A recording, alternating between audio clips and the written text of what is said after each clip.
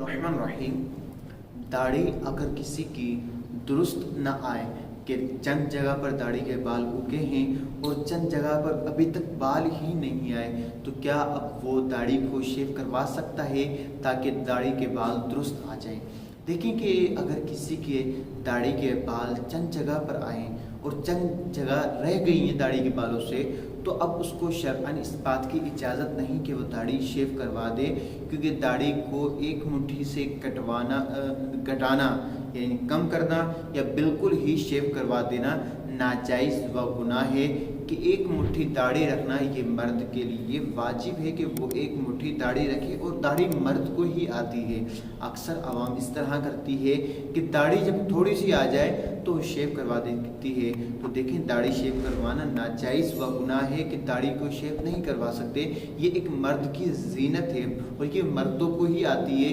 किसी औरत को आपने दाढ़ी नहीं देखा होगा कि उसको दाढ़ी आई हो। हाँ, उसको चंद बाल जो उगते हैं वो दाढ़ी के नहीं होते। ये मर्द के लिए मर्द की जीनत है और मर्द की खूबसूरती है।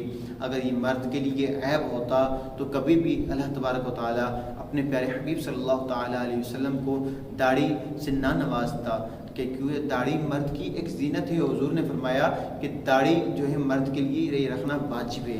अल्लाह तबारक व तआला मुझे और आपको दीन व दीन पर चलने की तौफीक अता फरमाए। आमीन बिजाह नबी।